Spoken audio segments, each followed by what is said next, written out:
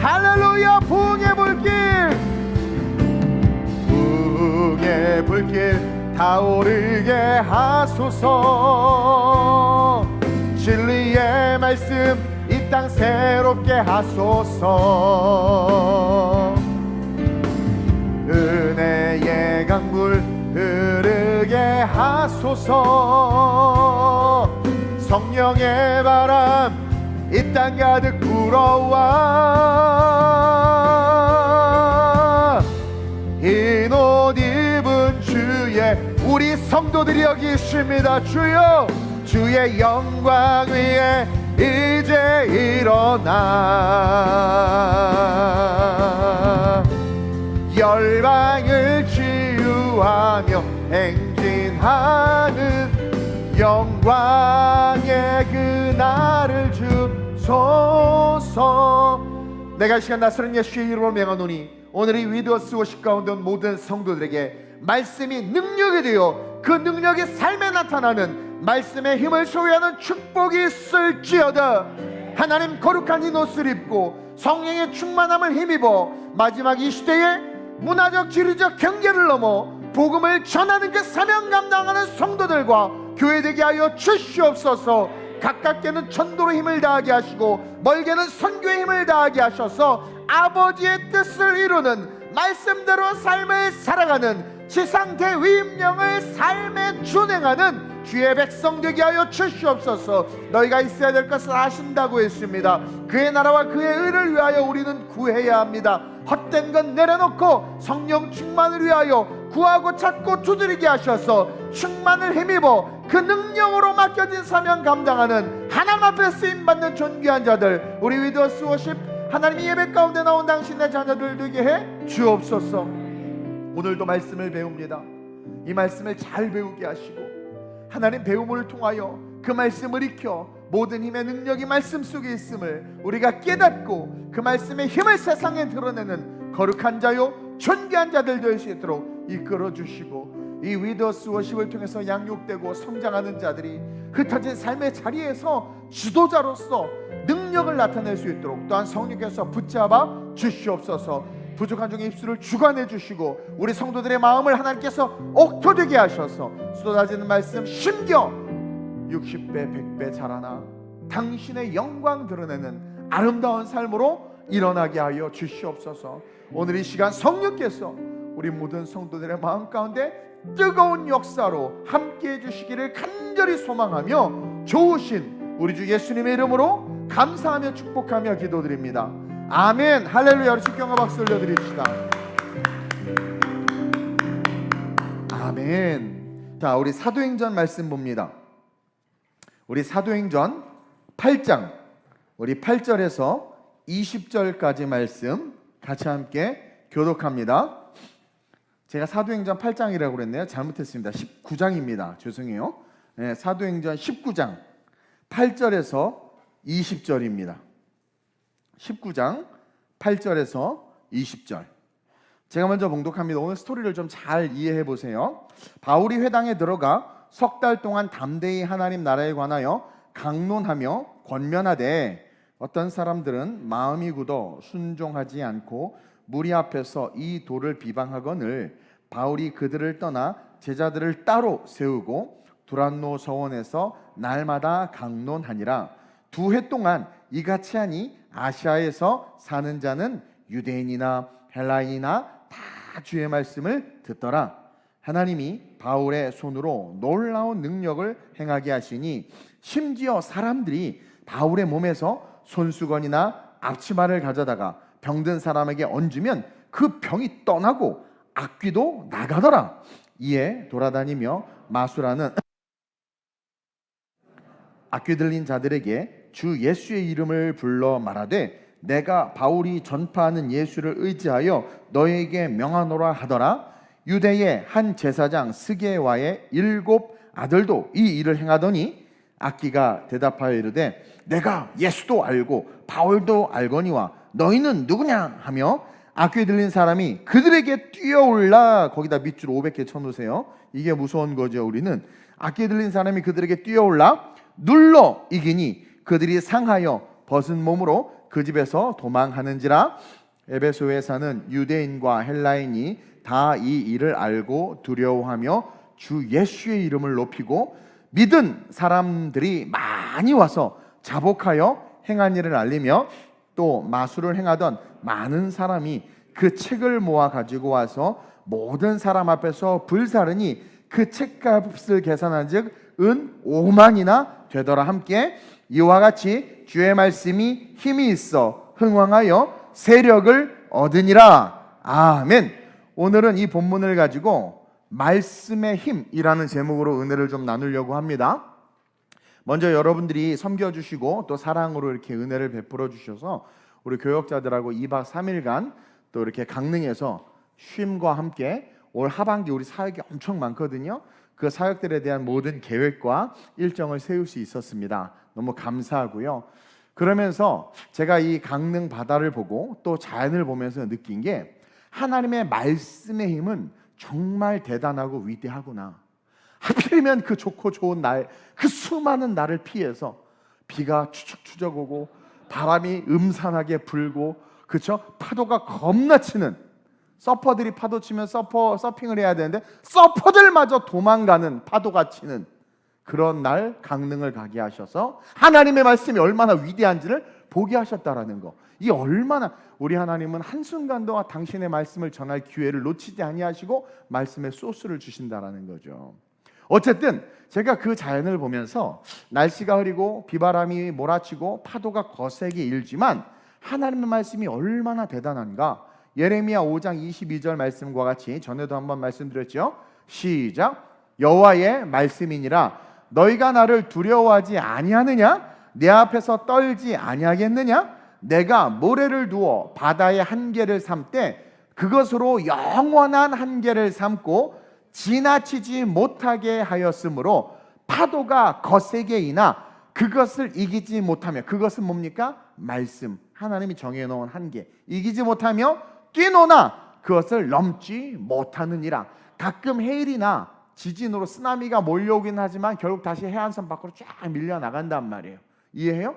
그리고 막 폭풍이 치고 막 난리가 치지만 절대로 해안선을 넘지 못해. 그것은 여러분 하나님이 그렇게 정하셨기 때문이라는 거예요. 말씀으로 모래를 두어 바다의 한계를 삼되 그것으로 영원한 한계를 삼. 그러니까 여러분 이제 물이 바다가 넘실대서 막 일본처럼 쓰나미가 일어나서 인류가 멸망한다.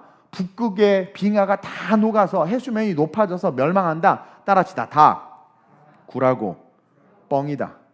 여러분 그걸 믿으면 안 돼요. 아무리 태풍이 몰아치고 북극 빙하가 다 녹아서 물이 많아져도 절대 바다는 하나님이 한계를 두신 모래 사장을 넘을 수 없다는 사실이 창세로부터 시작된 하나님의 말씀에 창조가 얼마나 위대한 것인지 우리는 새삼 새롭게 묵상할 수 있어야 된다라는 거예요. 목사님 피지가 없어지네. 두고 봐. 없어지나 안 없어지나 두고 보라고요. 자, 환경학자들이 지구온난화와 기후변화를 두려워하면서 그것 때문에 인류가 멸망할 수 있다고 하는데 여러분 성경 어디에도 그런 이야기가 있어요? 없어요? 없어요. 그런 뉴스 나올 때 무시하면 돼. 따라서 환경학자들의 이론은 그냥 이론일 뿐이고 지구는 절대로 그렇게 멸망하지 않는다.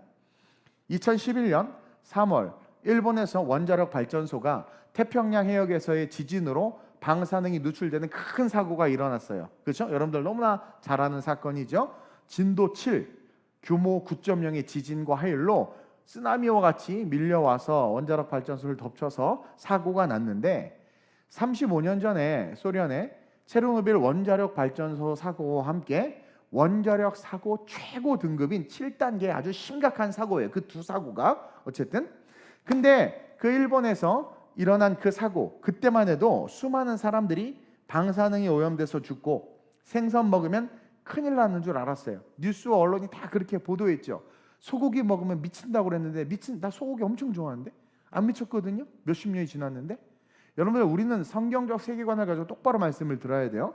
생선 먹으면 큰일 나는 줄 알았습니다. 사실 저도 영향을 받았어요. 그래서 한동안 회를 잠깐 끊었더니 입맛이 완전히 사라졌어요. 어쨌든 그래서 지금 고기가 좋아요. 자, 근데 보세요. 2011년 지금 10년, 11년, 12년이 지났는데 지금 어때요? 여러분 조용해요. 뭐 방사능 물을 뭐 내보낸다 안 보낸다 그거 가지고 막 세계 여론이 들끓기도 하고 뭐 거기에서 이렇게 돌아와서 생선이 먹고 그 생선이 우리 식탁에 오른다 그래서 막 벌벌벌 두려워 떠는데 여러분 잘 보세요. 그 사건 사고가 일어나고 그 당시 거기 다 봉쇄되고 사람들 다 이주하고 뭐 난리가 났었죠. 되면 띠디디디디디 막 이렇게 올라가고 막. 근데 여러분 잘 보세요. 만약에 정말 그것이 심각한 상황이라면 지금까지도 뭔가 계속 이야기가 나오거나 만약에 정말 기형아들이 많이 태어났거나 생선을 먹어서 죽었거나 그 방사능으로 인한 문제들이 심각하게 발생했다면 여러분들이 쉽게 인터넷이나 매체들을 통해서 뭔가를 볼 수 있을 거라는 거예요. 진화론과 비슷하죠. 진화론에 대해서 우리는 알고 답을 쓰지만 진화론의 흔적을 찾아볼 수가 없어. 삼엽충 따위 하나밖에 없잖아요. 그것도 지들이 만들어낸 거지. 근데 우리는 쇠뇌됐단 말이에요. 미디어의 힘, 서브리미널 이펙트가 그만큼 무서운 거죠. 그러면서 제가 느낀 게 뭐냐면 여러분 하나님이 말씀으로 창조한 이 세상, 말씀에 의해 붙잡혀 있는 모든 피조물은요 그 말씀대로의 힘을 가지고 있다라는 것을 이번 동의에서 느꼈어요. 여러분 인간만 죄를 짓고 자유의지가 해서 엉망진창이지 태초부터 해바라기는 지금도 해바라기야. 석탄을 개발해가지고 산업혁명이 일어서 온갖 영국이 왜 스모그의 나라인 줄 아세요? 그렇게 그 석탄을 떼서 제가 그 캠퍼스 사역했던 목사님이 영국 더람에 있어서 더람에 갔더니 건물이 다 검해. 왜 그러는지 옛날 아주 석탄 이걸 떼가지고 그렇죠? 그러면 뭔가 이렇게 얼굴 시커먼 애들이 막 태어나거나 해바라기가 검은 해바라기가 태어나거나 막 그래야 되는데 2차 세계전 그 1차 2차 세계대전 때 얼마나 많은 막 폭탄을 쏴부고 막 별짓을 다 하고 산천이 다 망했는데도 대한민국도 헐벗은 산이었는데도 이렇게 아름답게 자라났잖아요. 여러분 보세요. 방사능 노출 당시에 직접 방사능에 노출되거나 그 주변에서 그 순간 갑자기 강한 방사능을 쐬거나 하면 당연히 문제가 생기지. 몸에 이상이 오고 내장에 문제가 생기고 갑상선 암이 오고 교통사고랑 똑같아요. 그 순간 그 상황에서는 데미지를 입을 수밖에 없어요. 근데 그 사람 그때뿐이에요. 그 다음 세대에는 아무런 문제가 없어. 여러분 만약에 그렇게 해서 그 지역에 산 사람들이 아이들을 낳는데 막 머리가 2개 달리고 발가락이 6개고 막 이런 이들이 막 계속 그게 너무나 많이 일어났다면 표본이 잡힐 정도로 일어났다면 세계 언론이 난리가 났겠지. 조용해. 뭐 언론에서 갑상선 암 진단해봤더니 몇몇만 하고는 아무 문제가 없어요. 애들도. 예. 그러니까 그 세대 그때뿐이라는 거예요. 근데 그 다음 세대는 아무 문제 없이 건강하게 태어나고 식물이 해바라기가 해보로기로 태어나지 않아. 당장은 그 산성화되고 토양에 문제가 있어서 씨를 심지만 씨가 죽고 안 자랄 수는 있지만 결국 토양이 어느 정도 돼가지고 자라나면 해바라기는 해바라기로 자라. 해바라기가 뭐 잎이 갑자기 주황색으로 자라나? 그건 인간이 유전자 조작해서 그래. 절대로 그러지 않아. 그 식물 역시 똑같이 돌연변이로 자라지 않고 똑같이 자란단 말이에요. 그러니까 하나님이 창조한 대로 그대로 자라나는 모습을 본다라는 거예요. 하나님이 태초에 빛이 있으라 하시고 해와 달과 별이 있으라 하시고 해와 달과 별이 얼마나 여러분 계속해서 해와 달과 별이 수천 년 동안 여러분들은 늦잠도 자고 뭐 밤도 새있지만 너무나 정확하게 해와 달과 별이 돌아가고 너무나 정확하게 그렇죠? 그것처럼 말씀하신 대로 땅에 기는 것과 육축과 모든 식물 그 식물은 그 식물 모습 그대로 계속 야자수가 계속 자라. 나 야자수 싫다. 여자수로 자라야지. 막 그러나요? 그대로 자란단 말이에요. 2000년 전에 태어난 고양이나 지금 태어난 고양이나 똑같이 배가 부르면 땅에다 이렇게 해서 묻는 흉내를 내는 건 아예 그것이 DNA로 각인되어 있기 때문에 그런 거예요. 인간만 자유의지가 있지 모든 것은 하나님의 말씀대로 지금도 움직인다라는 거예요. 우리가 인간이 별짓을 다 해도 하나님이 창조한 모든 것은 그 말씀대로. 바다에 핵폭탄 실험을 하고 여러분 북한에서 핵실험 하잖아. 막 그럼 그 얼마나 난리가 돼. 그럼 지구가 좀 궤도에서 좀 떨어져야 되지 않겠어? 막 이렇게 축 내려왔거나 뭐 뭔가 이상이 정확하게 돌잖아요. 우리가 이 사실을 간과하고 있어요. 하나님은요 당신이 말씀대로 창조한 그 모습 그대로 모든 것이 운행되도록 그렇게 처음에 만드셨고 그 명령대로 태어난 존재한 모든 피조물들은 그 모습 그대로 계속해서 자라는 거야.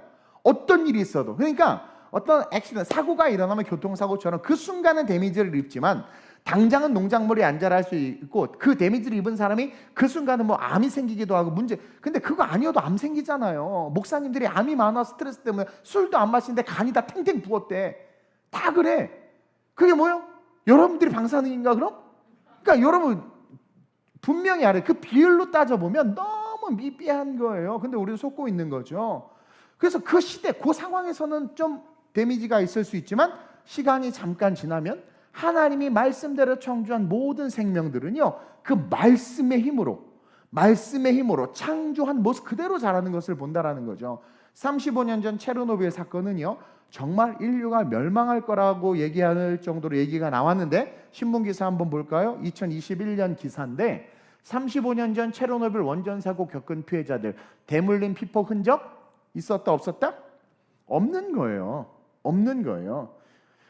여러분들이 제가 오늘 여러분들의 이 이야기를 한 게 뭐냐면, 제가 이렇게 좀 쉬면서 여러 가지를 묵상하다가 인간만 죄를 짓고 인간만 각기 제갈 길로 가고 하나님이 말씀으로 정말 가장 좋은 것을 주시고 그대로만 하면 다 해주신다고 그랬는데, 그렇죠? 자꾸 엇나가서 망하는데, 자연을 봐도 그렇고 식물을 봐도 그렇고, 나 일본 갈 거예요. 나 홋카이도 가서 회도 먹고 양고기도 먹고 싶어.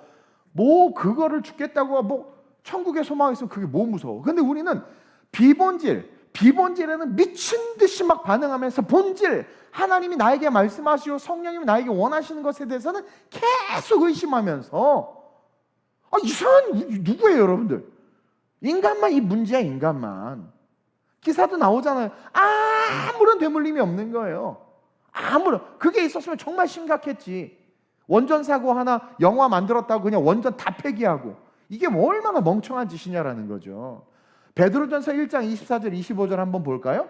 시작. 그러므로 모든 육체는 풀과 같고 그 모든 영광은 풀의 꽃과 같으니, 풀은 마르고 꽃은 떨어지자 마른 풀이 다시 자라고 떨어진 꽃도 다시 자라요. 해바라기를 심었는데, 무궁화를 심었는데 피폭이 와서 막 땅이 엉망이고, 지금 용산 뭐 기지가 엉망이는데 거기 무궁화 심어봐. 하나님의 생명력과 창조된 그 DNA 그 모습 그대로 자라나. 삐꾸로 자라지 않아. 막 잎이 이렇게 자라지 않아. 그 하나님의 말씀의 힘은 위대한 거예요. 그래서 풀은 마르고 꽃은 떨어지되 주의 말씀은 세세토록 있도다. 풀은 마르고 꽃은 떨어진다는 건 하나님의 창조의 섭리대로 세계가 계속 굴러가고 엄청난 시간이 흐른다라는 것을 상징하는데, 그렇게 시간이 흐름에도 불구하고 하나님의 창조 역사는 계속 이어지는 이유가 뭐냐면, 주의 말씀은 세세토록 있다. 인간만 그 말씀을 받아들이지 않고 거부하지, 모든 피조물들은 말씀대로 움직이고 있는 거예요. 해와 달과 별이 말씀대로 운행하고 있는 거예요. 그것이 주의 말씀은 세세토록 있다. 그걸 왜 못 보느냐, 자연을 통해서. 그러면서 너희에게 전한 복음이 곧 이 말씀이라, 예수님을 뜻하는 거거든요. 2000년 전에 오셨고, 그 전에 예언하셨고, 그분이 천지만물을 창조하시고, 하나님은 명령하셨고, 제가 주일을 볼 때 가르쳐드렸죠. 일부 설교 잘 들어야 돼요. 다 코칭 설교이기 때문에. 하나님이 빛이 있으라 말씀하실 때 그 말씀은 예수님이 빛을 만드신 거예요. 아셨어요? 하나님은 계획하시고 그 계획을 명령하시고 그것을 이루시는 분은 예수 그리스도 말씀이시고, 그 말씀이 하나님의 뜻대로 우리를 천국에 이끌도록 돕는 분이 성령님이라고 그랬단 말이에요. 어쨌든 오직 말씀대로, 그 말씀대로 붙잡혀 있으니까 해바라기는 계속 해바라기, 피폭을 당해도 해바라기는 해바라기로 피는 거라는 거죠. 말씀의 생명력은 정말 위대한 것이고, 무엇도 그 말씀대로 지음받은 생명력을 이길 수 없다는 것을 알아야 돼. 그럼 내가 그 말씀을 딱 붙잡고 그 말씀 안에 서 있으면, 그래서 나사로가 살아난 거 아닙니까? 죽은 자가 마른 손이 펴진 거 아닙니까? 말씀 안에 있으니까. 그게 말씀의 힘이에요. 말씀의 힘. 그럼 내가 그 말씀 안에만 딱 잡혔으면 어떻게 되는 거예요? 천지가 어떠한 일이 일어나도 어떻게 됩니까? 나는 회복되고 하나님의 형상과 모양대로 자라나며 아버지의 축복을 받는 하나님의 자녀로 온전히 설 수 있다는 거죠. 따라서 우리는 첫째로, 시작, 늘 말씀을 배우고 그 말씀에 붙잡혀 그 말씀대로 살기 위해, 제가 오죽하면 발버둥이라는 단어를 썼겠습니까? 발버둥 좀 쳐봐요. 아니, 우리 전도사님들 수영장 가가지고 그렇게 발버둥 쳤대. 나는 목사라 그놈에서 안 갔어. 근데 발버둥, 물에서 뜨려고 그렇게 발버둥을 치면서, 이 세상에서 승리하려고 왜 발버둥을 안 치냐고. 발버둥을 치란 말이에요. 자녀가 아플 때 발버둥을 쳐보고, 내 인생에 커다란 인생의 길에 큰 바위가 길을 막는다면 발버둥을 쳐보라는 거예요. 그 말씀을 배우고 그 말씀에 붙잡혀서 그 말씀대로 살기 위해서 발버둥을 한번 쳐보라는 거야. 그럼 여러분들을 흔드는 모든 상황 속에서도 여러분은 하나님의 형상과 모양대로 빛을 발하며 승리하며 일어서게 된다라는 거죠. 제가 일부 설교는 늘 코칭 설교를 합니다. 일부 대예배 설교는 말씀을 가르치는 설교를 해요. 그래서 교사들이 꼭 들어야 되는데 이놈의 교사들이 듣는지 안 듣는지 모르겠어요. 그때 주일학교 예배를 9시로 하면 교사들 죽을 것 같고 엄마들도 싫어할 것 같고, 어쨌든 자, 가르치는 설교인데 여러분 그 일부 설교를 통해서 열심히 성경의 지식과 지혜를 배워야 돼요. 물론 모든 설교가 마찬가지지만 그래야 한 주간의 삶에 벌어진 얼마나 많은 일들이 벌어집니까? 한 주간? 그런 원자력 사고들과 같은 문제들 속에서 아무 문제 없이 하나님의 형상과 모양대로 승리하게 되는 거예요. 그 말씀을 잘 배우면. 그래서 주일날 주의 말씀은 내 발의 등이요 내 길의 빛입니다. 그래서 주일날 말씀 딱 붙잡고 그 말씀 안에 쏙 들어가 있어서 그 말씀이 이끄는 대로 행하면 원자력 사고가 나도 상관없이 하나님의 말씀의 생명력이 나를 지키신단 말이에요. 천만인이 둘러치려 해도 두려워하지 않는 마음이 생기고 평안한 마음이 생기고, 그리고 그냥 될 것 같아. 그리고 돼. 사람이 붙어. 뭔가 돼. 안 되는 이유는 여러분들이 안 되는 길로 가기 때문에 그러는 거예요. 바울이요, 성령을 딱 받자마자 사도들과 함께 지상 대위임령을 열심히 수행합니다. 그게 사도행전이죠. 모든 민족으로 제자를 삼아 아버지 아들과 성령으로 세례를 주고 내가 너에게 분부한 모든 것을 지키게 하라 해서 얘네들이 모든 민족으로 제자를 삼았고 가서 가르쳤고 성령 세례 줬고, 그렇죠? 제자 삼은 거예요. 그걸 열심히 수행하는 과정에서 어느 날 에베소에 딱 이르렀습니다. 에베소에 이르러서 말씀을 가르치는 사역을 전념하는데, 왜 에베소에서 말씀을 가르치는 사역에 전념하고 두란노 서원을 세웠느냐? 에베소에 무당이 많고 미신들이 많고 악한 영의 역사들이 많았어요. 에베소에 8절에 보니까 그곳에서 3개월간 열심히 하나님의 말씀을 에베소에서 가르치는데 어떤 사람들은 그 말씀을 흡수해서 성장하는데 대부분의 사람들이 마음이 굳어가지고 순종하지 않고 그 복음, 예수 그리스도의 도, 예수 십자가의 도를 비방하며 욕하는 거예요. 우리가 방금 읽은 것처럼 비방하며 욕하는 거예요. 8절에 나온 것처럼. 그러자 바울이 갑자기 무슨 결심을 한 듯이 두란노 서원을 딱 세웁니다. 에베소에. 그래서 2년간 작정하고 말씀을 가르쳐. 그러니까 자기가 3개월간 말씀을 딱 가르쳤는데 잘 듣는 애들이 있는 거죠. 걔네들만 따로 쫙 추려가지고 두란노 서원을 딱 만들어서 얘네들을 말씀 훈련을 시키는 거예요. 2년 동안. 10절입니다. 시작.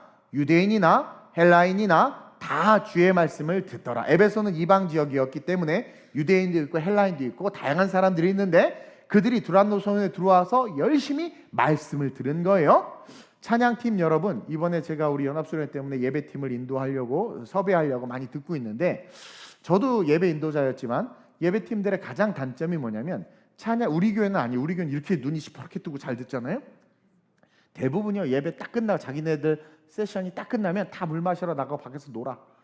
그러다 목사님 기도할 때 찬양 불러주고 올라왔다가 건방지게, 그렇죠? 그 또 내려갔다가 아주 겁 없이 하나님, 그러니까 예배 의식이 없는 거. 이게 예배팀의 가장 큰 문제고, 예배팀들이 목사님들을 아주 많이 무시합니다. 설교 왜 이렇게 길어? 안 듣는 거예요. 그러니까 자기네들 타임만 기다리는 거예요.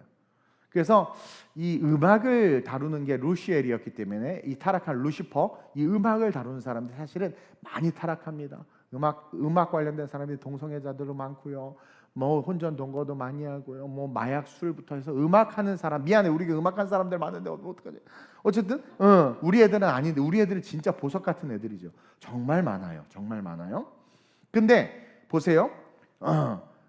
그렇게 하니까 찬양은 인도하고 뭐 하는데 걔네들 보세요. 다 엉망진창 끝나고 술 마시러 가고 말씀의 힘을 못 붙잡는 거죠. 가짜들이 많은 거죠. 여러분, 설교 시간은요, 말씀을 그냥 가만히 듣는 게 아니라 배우는 시간이에요.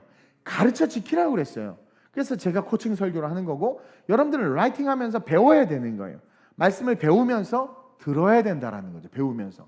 그래서 예배에 오신 우리 성도 여러분들은 항상 말씀을 배우면서 듣는 훈련을 하시길 바랍니다. 그래서 두란노 서원을 만든 건 그 말씀을 들은 자들이, 바울이 2년간 열심히 모든 것을 쏟아내서 가르쳤죠. 그래서 그 말씀을 들은 자들이 그 말씀 속에 있는 놀라운 생명력, 에베소를 지배하고 있는 악한 영들에 의해서 그 원자력 사건 사고와 광우병 사태 속에서 막 죽어가는 그들을 향해서 말씀의 힘, 말씀을 열심히 듣게 함으로 말미암아 그 말씀 안에 있는 놀라운 생명력을 통해서 너희들의 삶을 하나님이 일하시는, 하나님의 역사를 이루고 그 역사와 능력을 경험하는 삶이 되게 하기 위해서 바울이 의도적으로 에베소에서 그와 같은 사역을 한 거예요.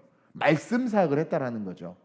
따라서 수많은 예배를 드리면서도 늘 문제에 지는 사람들 있죠. 신앙생활 20년, 30년 이상 쭉 했는데 문제만 생기면 그 문제에 지는 애들, 문제만 생기면 꼭 예배 빠지는 애들 있어요.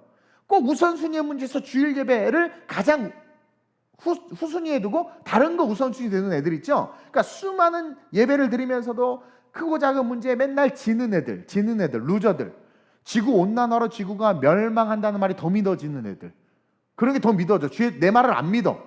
우리 목사님이 지구 온난화 때문에 지구가 멸망하지 않는다고 그랬어. 그러면 에이 목사님 그냥 한 말이야. 야 데이터가 이래.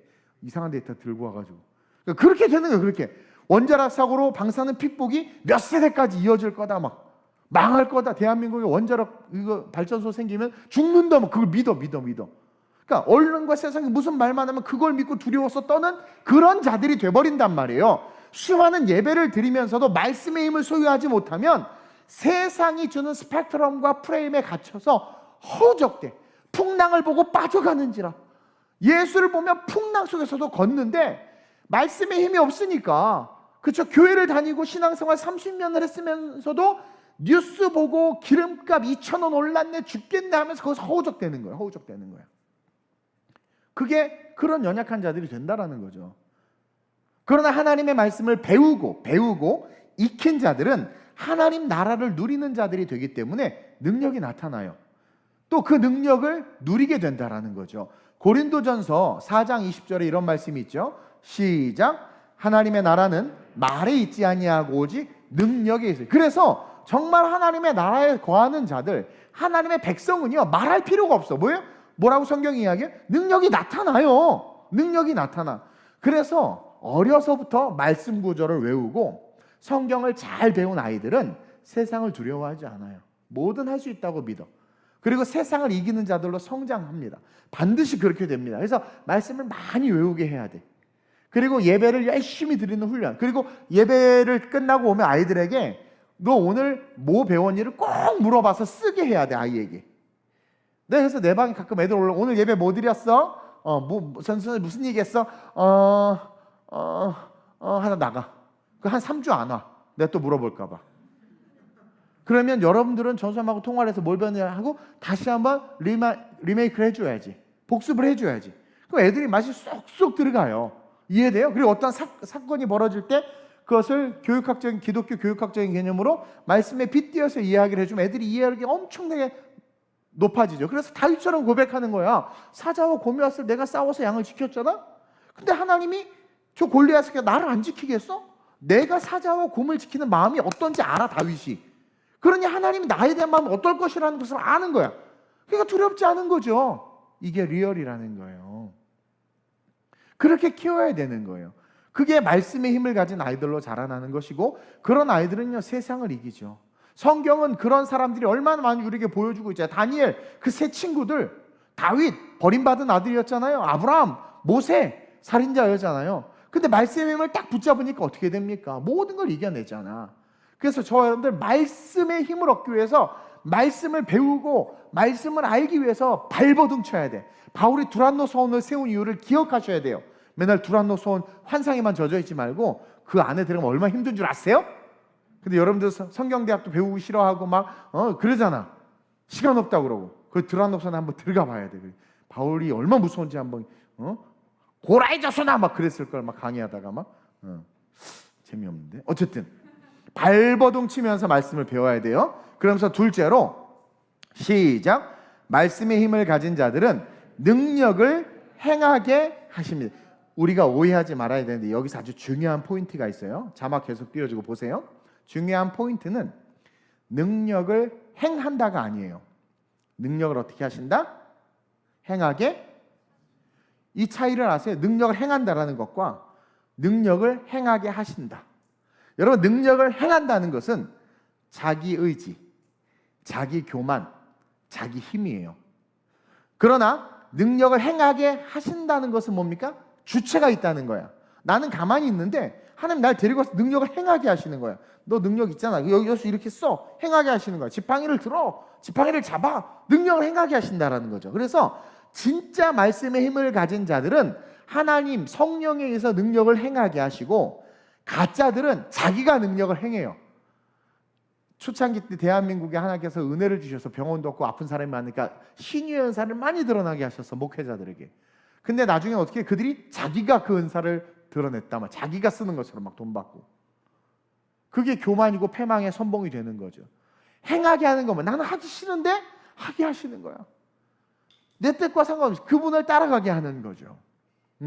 그래서 행하게 하신다는 것에 주목해야 되고, 이것은 이끄는 주체가 있다. 즉 성령께서 친히 우리를 인도하셔서, 여러분 말씀의 힘에 딱 붙잡힌 자들은 성령께서 친히 우리를 인도하셔서 우리에게 있는 능력을 복음을 위해서 드러나게 하십니다. 그래서 말씀에 딱 붙잡힌 바 되어 있으면 업스트림으로 갈 수밖에 없어. 말씀에 딱 붙잡혀서 하나님께서 그를 높일 수가 없어. 높일 수밖에 없어. 말씀에 붙잡혀 있으면. 11절 볼까요? 11절 시작. 하나님이 바울의 손으로 놀라운 능력을 행하게 하시. 바울이 행했습니까? 말씀에 어떻게 기록되어 있어요? 바울이 행했어요? 하나님이 바울의 손으로, 손을 딱 잡으시고 놀라운 능력을 행하게 하셨다는 거예요. 이해하세요? 하나님은 지금도 우리의 손을 잡으시고 우리의 손으로 하나님께서 놀라운 능력을 행하게 하길 원하세요. 그래서 제가 하고 싶은 게 있어도 하나님이 감동을 주면 그것을 하는 이유가, 능력을 행하게 하실 분이 하나님이시고 내가 아버지의 뜻을 따라가야 능력이 나타나니까. 근데 그게 아니고 내가 하고 싶고 내 계획대로 하면 어떻게 되는 줄 아세요? 내가 가진 스펙밖에, 내가 가진 어빌리티 안에서밖에 못한다라는 거예요. 나는 유한하잖아. 내가 뭐.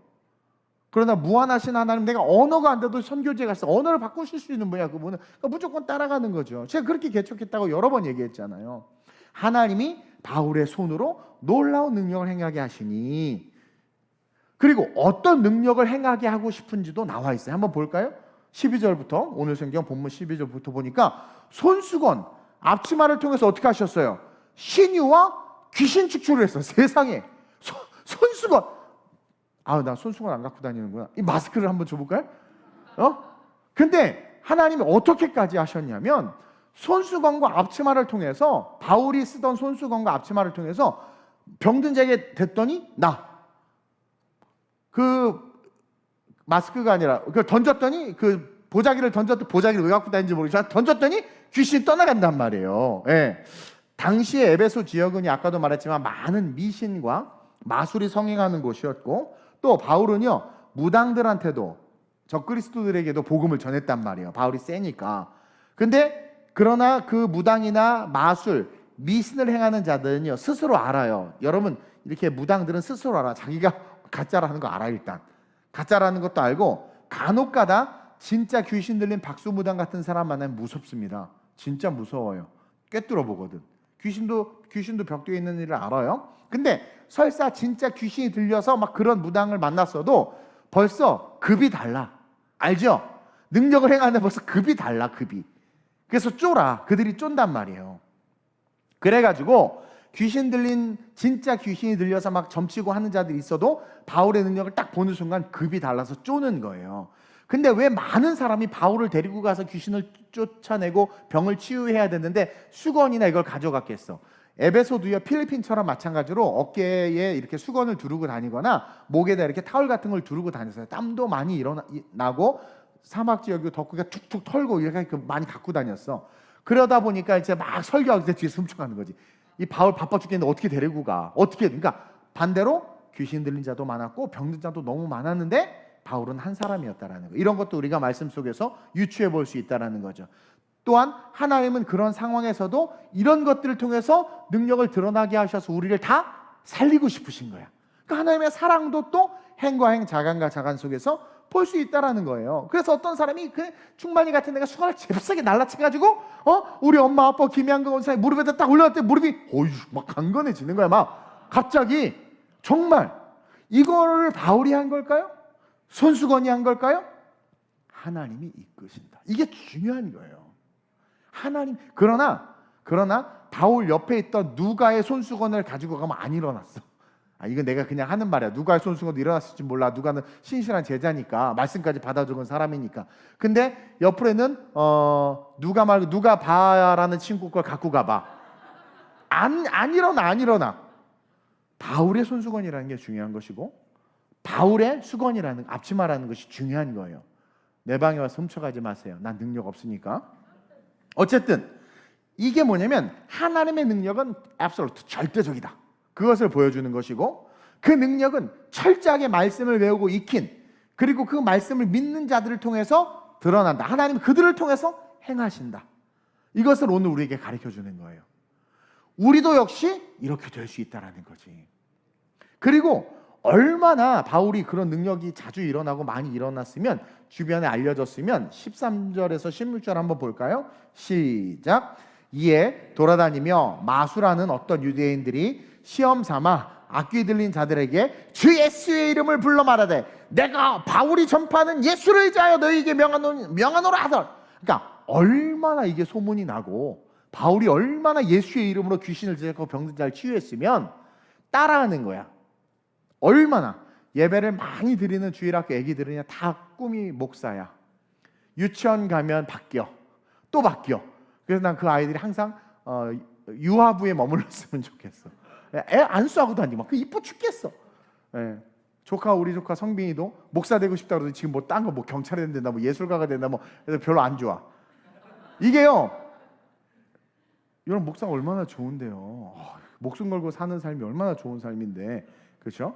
그러니까 너무나 많이 전파돼가지고 사람들이 흉내를 낼 정도로 그렇게 역사가 많이 일어난 거예요. 그래서 오죽하면 마술사들이 많아요. 그렇게 따라하고 사람들이 따라하는 거예요. 그러면서 계속 시작. 유대의 한 제사장 스게와의 7 아들도 이 일을 행하더니 악기가 대답하여 이르되, 와 진짜 악기가 있었던 거지, 너무 많았던 거지. 악기가 대답하여 이르되 내가 예수도 알고 바울도 알거니와 너희는 누구냐 하며, 예수는 말씀이고 말씀을 아는 바울이기 때문에 바울도 아는 거예요. 그래서 귀신은요 진짜 종과 가짜 종을 알아요. 진짜 선지자와 가짜 선지자를 알아요. 딱 보면 귀신은요 예수를 알아요. 말씀을 알아요. 하나님을 알아요. 근데 그 말씀이 그 안에 들어와 있으면 그 사람도 알아. 저가 내 안에 내가 저 안에 있기 때문에. 근데 누구세요? 귀신이 그러면 가짜 목사예요. 가짜 목사. 어쨌든 그래가지고 내가 예수도 알고 바울도 알는데 넌 누구냐. 왜냐면 이 스게의 7 아들들이나 마술사의 마음에는 뭐가 없었어요? 예수님이 없었던 거야. 근데 예수님이 없으면서 흉내내는 거야. 내가 예수의 이름으로 명하노니 떠나가라 막 이렇게 흉내내는 거야. 그러면서 중요한 게 뭐냐면 마술사들과 이 스게와라는 제사장이 흉내를 내고 있다는 건데, 이는 정말 이들이 그렇게 흉내를 내보고 싶을 정도로 말씀의 능력이 대단하게 일어나고 있었다는 것을 반증하는 거예요. 이에 대해 유명한 연예인 하면 다 그 연예인 따라하잖아. 띠띠뚜뚜뚜뚜뚜뚜뚜뚜뚜뚜뚜 이게 뭐지? 이게 아기상어인가?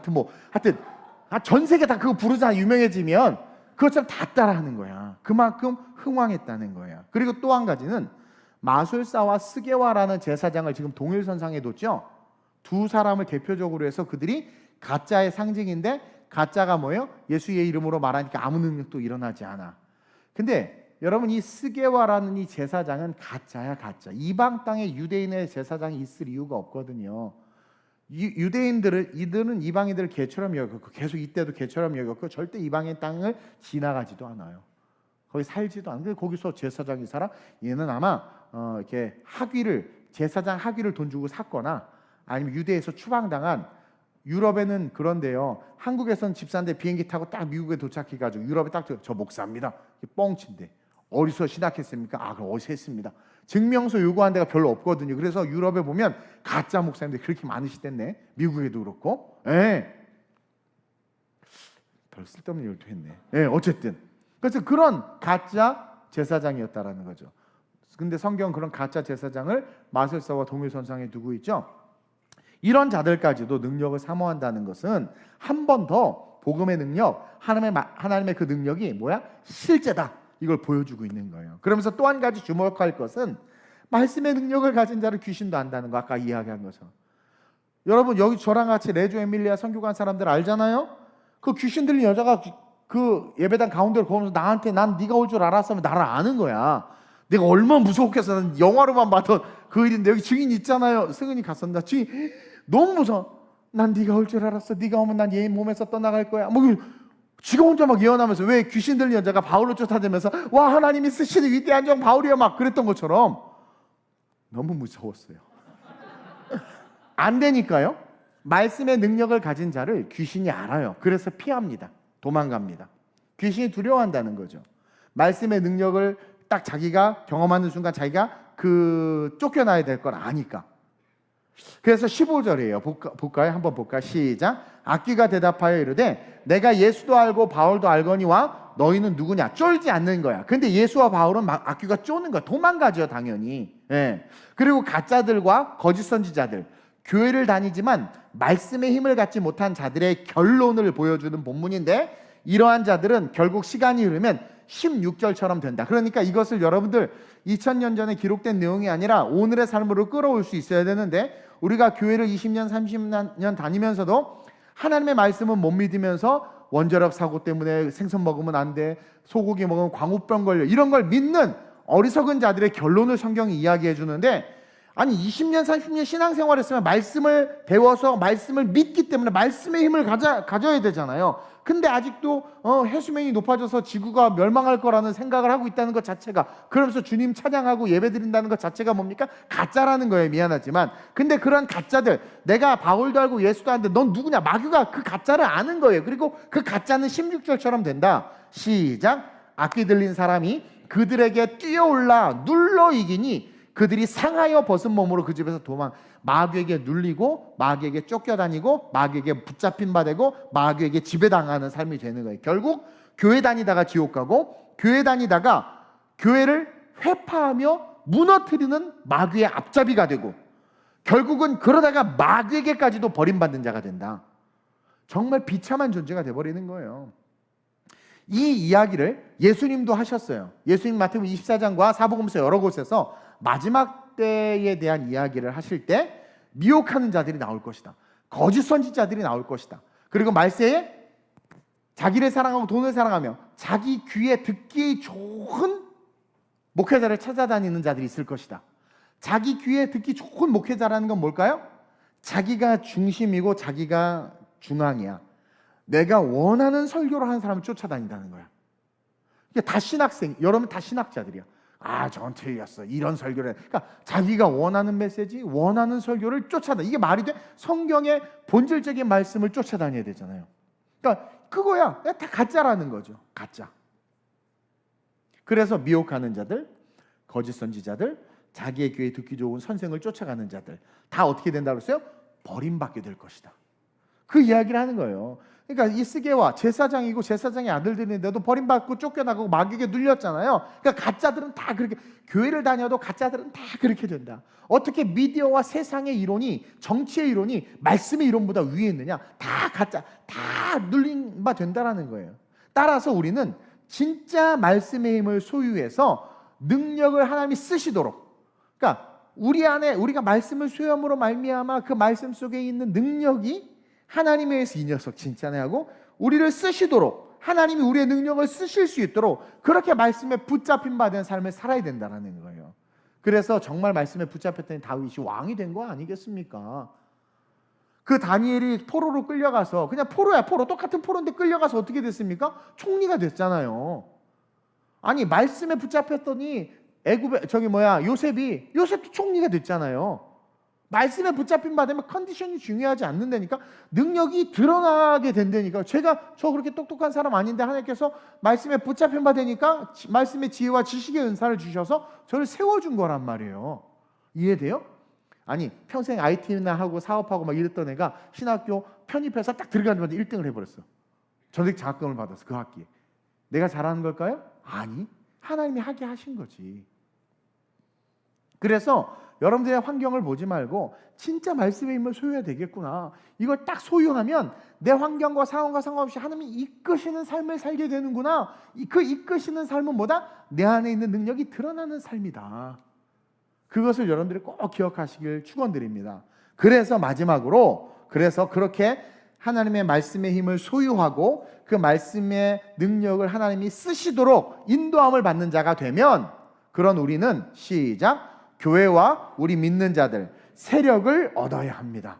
그래서 우리는 그런 자들이 돼서 이 마지막 때 한국 교회와 저와 여러분들이 세력을 얻어야 돼. 막 세력을 얻어야 돼. 이 의미를 잘 이해해야 되는데, 여기서 세력을 얻는다라는 표현은 여러분들 무슨 세력 막 바울파, 동운파 막 이런 충만파 이런 걸 만드는 게 아니라, 이 세력을 얻는다는 표현은 영적 전쟁에서 지속적으로 승리함으로 말미암아 미신적인 마술들을 물리치고 우상 숭배를 물리치고 수많은 사람들을 회개하고 그들의 병을 고치고 그들을 돌이키게 하는 것을 세력이다라고 표현한 거예요. 다시 말하면 우리가 말씀의 힘을 소유해서 교회와 우리 믿는 자들이 어떻게 해야 되는 거예요? 하나님의 능력을 드러내서 그 능력을 체험한 자들을 많이 만들어야 된다. 스스로가 예수 앞에 달려나올 수 있는 그 세력들을 만들어야 된다라는 거예요. 그래서 교회를 교회되게, 예배를 예배되게 하는 강함을 세력으로 표현한 거야. 그래서 초대교회 얼마나 많은 사람들이 몰려들었어. 그렇죠? 얼마나 많은 역사가 일어났어. 그래서 예배를 예배되게, 교회를 교회되게 하는 그 세력을 얻어야 돼. 이제는 여러분, 사람들이요 교회의 크기나 시스템을 보고 다니지 않아요. 우리 교회도 큰 교회 다니시다가 우리 교회 왔어. 이거 동네 교회네, 조그만 교회네. 우리는 큰 교회인데, 우리 입장에서 큰 교회 또 조그만 교회라면 또 상처받아. 근데 워낙 큰 교회 다녔으니 조그만 교회지. 나도 큰 교회 가보니까 우리 교회 조그마더라고. 또 조그만 교회 가니까 우리 교회 크고. 그러니까 크고 작은 건 없어. 할렐루야. 네. 어쨌든 근데 아니 왜 저 큰 교회 저 시스템도 좋고 막 우리는 이렇게 아직도 빔 프로젝트를 쓰고 있잖아. 거기는 아예 벽에다가 브라운관을 심어버렸어. 막 와, 그럼 4K야 막 와, 다 글로 가야지. 특히 충만이 같은 데는 글로 가야 돼요. 월 4K를 다루고 있거든. 근데 여기서 구리다는 말 하나도 안 하잖아. 그게 중요하지 않아. 그러니까 여러분 그거 아세요? 이제 앞으로는요 성도들이요 교회의 크기나 시스템 보고 다니지 않아요. 예전에는 좀 그런 거 보고 다녔고, 온누리교회 다닌다, 사랑의 교회 다닌다, 마치 삼성하고 LG 다닌다는 것처럼 이렇게 어깨에 이렇게 좀 뽕 들어가는 거였어요. 근데 이제는 아니에요. 여러분, 마지막 때가 가까이 올수록 너희가 믿음 있는 자를 보겠느냐 그랬죠? 이제는 어떻게 되냐면 진짜 예수를 만난 자들은요 그러지 않아요. 그런 사람들, 그러니까 막 그런 메이커 쫓아가고 브랜드 쫓아가고 막 큰 거 줘 이런 거 하는 예수를 만나지 못한 자들이야. 말씀의 능력에 붙잡힌 바 되지 않은 자들이야. 정말 말씀의 능력에 붙잡힌 바 된 자들은요 어디든 가요. 어디든가. 그래서 이제 이후로 사람들은요 앞으로 이제 오늘부터 이제 계속해서 다가올 미래는 어떻게 되느냐, 사람들이 오직 말씀을 보고 교회를 결정하고 따르게 됩니다. 진짜들은. 그래서 여러분은 우리 교회를 위해서, 또 부족한 저를 위해서 기도해 줘야 되는 거예요. 오직 말씀만 붙들며 몸부림쳐야 돼요. 저는 여러분들 그런 저를 위해서 기도해 주고, 이것을 어디서 우리가 읽을 수 있느냐, 요한 계시록을 통해서 읽어낼 수 있다라는 거죠. 계시록의 시작이 참 의미가 있는데, 요한 사도가 반모섬에서 화상을 입은 채로 이렇게 있는데 하나님께서 오늘 환상을 보여주고 마지막 계시록을 쓰게 하세요. 근데 그때 처음이 뭡니까? 아시아에 있는 7교회에게 편지를 쓰라고 해. 편지. 근데 그게 뭐냐면 우리 교회가 받아야 될 메시지인 거예요. 마지막 때 편지를 쓰라고 하는데 7교회 중에서 5교회가 책망을 받고 2교회만 칭찬을 받아요. 2교회만 칭찬을 받아요. 근데 칭찬받은 2교회의 특징을 보면 알 수 있는 거야. 마지막 때 칭찬받은 2교회의 특징. 그래서 진짜들은 이 칭찬받은 2교회의 특징이 있는 교회를 찾아다녀요. 이제는 수평이동 어쩔 수 없어요. 진짜 이 2가지. 그리고 망할 자들, 가짜들, 그리고 말씀에 붙잡힌 바 되지 못하면 5개의 교회가 가진 특징들을 쫓아다닌단 말이에요. 이걸 우리가 분별할 줄 알아야죠. 그래서 칭찬받는 2교회의 특징이 뭐냐면, 첫째가 하나님의 말씀을 굳게 지켰다고 칭찬을 받아요. 빌라델비아 교회가 하나님의 말씀을 굳게 지켰다. 이게 뭐냐면 하나님의 말씀을 지키기가 힘든 세상인데 어떻게 하든 하나님의 말씀을 굳게 지킨 거야. 말씀의 힘 안에 들어가 있는 거죠. 그리고 둘째가 뭐냐면 환난과 궁핍 중에서도 영적인 인내와 하늘의 보물을 바라본 교회, 서머나 교회. 이 2교회. 그러니까 영적인 그러니까 환난과 가난과 궁핍이 옴에도 불구하고 영적으로 그 가난과 환난을 이겨내고 천국만 바라본 교회. 그게 서머나 교회였어. 말씀을 딱 지킨 게 빌라델비아 교회고, 이 2교회만 칭찬받아서 책망을 하나도 안 해 하나님이. 그러니까 우리 교회 같지 않아요? 좀? 반응이 우리 교회 말씀 중심이잖아. 그리고 천국 소망 갖고 있잖아요. 제가 그래서 그런 거예요. 성경적 세계관을 가지고 여러분들에게 복음을 전하기 때문에 그런 거예요. 제가 책 이야기 합니까? 사상가들 이야기 합니까? 철학자들 이야기 합니까? 저도 왕년에 책 겁나 많이 읽었어요. 그런 얘기 하나요? 말씀 해석하는 것도 바빠 죽겠는데? 우리가 얻는 교훈은 성경 속에서 얻어야, 책은 여러분들 그냥 읽으면 되고 그건 소양 수준이에요. 소양과 교양 수준이란 말입니다. 하나님의 말씀이 선포되어져는 예배 속에 어떻게 세상 인간 나부랭이가 쓴 책자의 내용이 무슨 그게 말씀의 권위 위에서 그것을 따라야 되는 것처럼 이야기한다는 것은 문제가 심각하다라는 거죠. 그리고 책 몇 권 읽으면 설교하기도 얼마나 좋은지, 소스가 얼마나 많은데 그거 좀 하면 되지. 말씀을 깨고 보고 말씀을 통해서 이렇게 증거를 하는 것이, 복음을 증거하는 것이 마지막 때 칭찬받는 교회이기 때문에 우리 교회가 칭찬받고 싶어서 제가 그러는 것이고, 그리고 저도 나름 인간의 방법의 목회 기술과 뭐 이런 것들을, 왜냐하면 교회 성장학도 공부했고 했기 때문에 알지만 뭡니까? 천국 소망, 이것이 가장 중요하니까 그거 보고 가는 거예요. 숫자에 너무 많이 연연하지는 않고. 그러나 제가 이번에 교역자 수련회 가서 그랬습니다. 지금 1500만 크리스찬에서 코로나 1년 반 2년 지나면 1200만 크리스찬으로 줄고, 그리고 지금 목사님들 대표교도 하는 거 보세요. 800만 크리스찬이래. 반 이상을 잃어버렸어, 코로나 때문에. 이제 어떻게 돼요? 그들을 다시 찾아오는 건 해야 돼. 교회가 영혼을 지금 잃어버린 애들은 찾아와야 될 거 아니에요, 그렇죠? 그래서 그것을 우리 교회가 연말까지 하자고 그랬어요. 힘써서. 그건 우리의 책무고 의무이기 때문에. 어쨌든 중요한 건 이 칭찬받은 이 서머나 교회와 빌라델비아 교회, 우리 교회랑 너무나 똑같은 것 같고요. 이 두 교회를 제외한 나머지 5교회는 다 책망 받았어. 책망 받은 이유가 그냥 싸잡아서 이야기하면 처음 사랑을 잃어버렸어. 십자가에 감동이 없어. 구원받은 은혜, 감사가 없어. 예배 때 감사가 없어. 또 무서운 게 그릇된 가르침, 강단에서 그릇된 가르침, 말씀을 이상하게 가르치는 거예요. 그리고 교회 안에 이단을 방치했어. 이단을 방치했어. 타락한 선지자를 용납하고 극도의 형식주의 예배를 드렸다고 이야기해요. 그러면서 마지막으로 미지근한, 차지도 덥지도 않고 미지근해서 토해버렸다고 그러죠. 미지근한 신앙생활을 하는 거야. 이런 교회가 마지막 망할 교회의 특징이란 말이에요. 그러니까 아름다운 우리 교회는 서머나 교회와 빌라델비아 교회가 칭찬받은 모습을 가지고 있는 교회예요, 여러분들. 그리고 그 모습을 가지려고 발버둥 치고 있어. 해수욕장에서 발버둥 치지 않아, 우리는. 그렇죠? 예배 속에서 발버둥 치고 있단 말이에요. 그래서 우리에게 세력을 주신 거예요, 하나님이. 옆 사람 보세요. 당신은 세력입니다. 저에게 붙여준 하나님 나라의, 하나님의 꿈과 비전 위를 세력으로 하나님께서 붙여주신 거예요. 세력이에요. 제가 아까 그랬죠. 세력이 뭡니까? 영적 전쟁을 통해서 우리가 얻은 하나님의 나라를 위해서 말씀의 힘을 가지고 쓸 자들이란 말이에요. 그래서 필리핀에 세력을 주셨고, 이탈리아에 세력을 주셨고, 독일에 세력을 주신 거예요. 세상의 세력이 아니라 하나님이 능력을, 잘 들으세요. 내가 아니라 하나님이 능력을 나타나게 하심으로 말미암는 선교와 부흥의 세력을 하나님 우리 교회에 그래서 주신 거란 말이에요. 그리고 그것을 더 크게 세워가실 거라는 거죠. 이를 위해서 우리는 더욱더 말씀의 힘을 소유해야 합니다. 여러분 열심히 좀 배우셨으면 좋겠어요. 낮은 수준에 머물지 마세요. 그리고 요즘에 유튜브 시대, 영상 시대다 보니까 이게 뭔가 묵상하는 힘이 없어. 큐티를 못해. 큐티를 본문 읽고 큐티하자고 엉뚱한 소리하고 앉아있어. 말씀이 뭘 의미하는지에 대한 1차적인 관찰과 해석도 못해. 큐티는 관찰하고 해석하고 적용하는 거잖아요. 여러분 제가 큐티 세미나 여러 번 했잖아요. 옛날에 했구나. 말씀을 잘 관찰하고 단어를 관찰하고 그것들을 해석하되 본문의 앞뒤와 시대 상황 속에서 해석해서 그것을 지금 내가 살아가고 있는 내가 처한 문제와 결부해서 적용해서 고백하는 것이 큐티인데, 즉 콰이어트 타임, 하나님의 음성을 듣는 건데 읽지를 못해. 그래서 오디오를 튼대. 들려줘야 돼. 또 오늘의 말씀. 그래서 우리 미애 집사의 목소리가 이쁘니까, 우리 미애 집사는 성우잖아요. 녹음 많이 했대.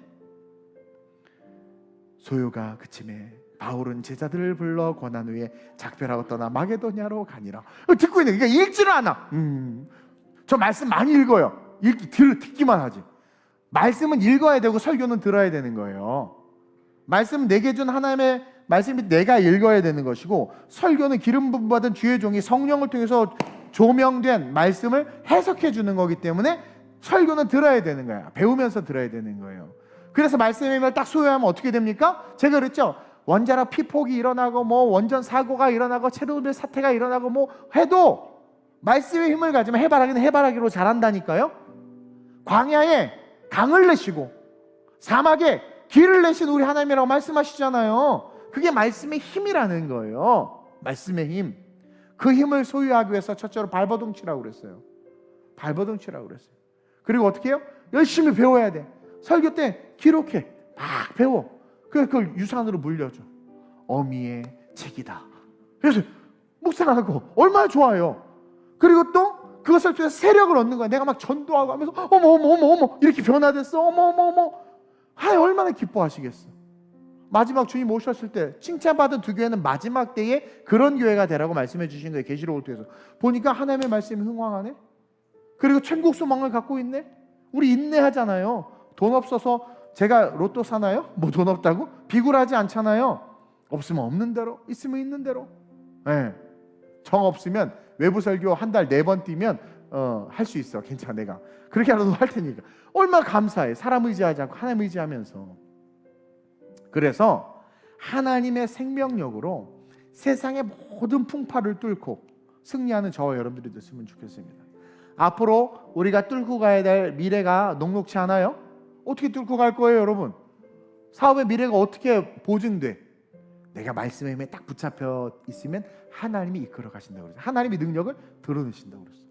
계약하러 갔더니 갑자기 그 사람이 더 좋은 조건을 제시하고 갔더니 소개팅 갔더니 어떤 날 갑자기 나타나 이 남자 아니다 막 날 끌고 가서 막 하고 막 역사가 일어나는 거예요. 역사 기적이 일어나는 거예요.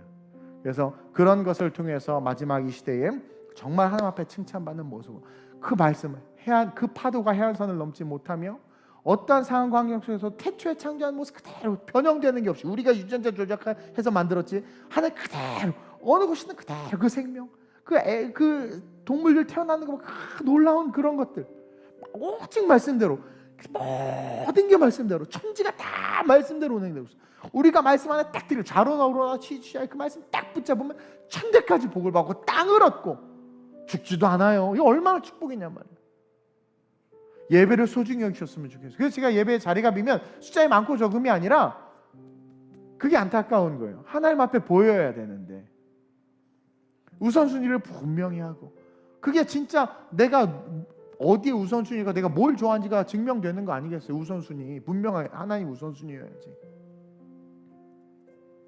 난 휴가 갔다 온 것 같지도 않아요. 오는 날 설교해야 되지, 내일 아침에 강의해야 되지, 저녁에 강의해야 되지, 모레 또 회의 가야 되지.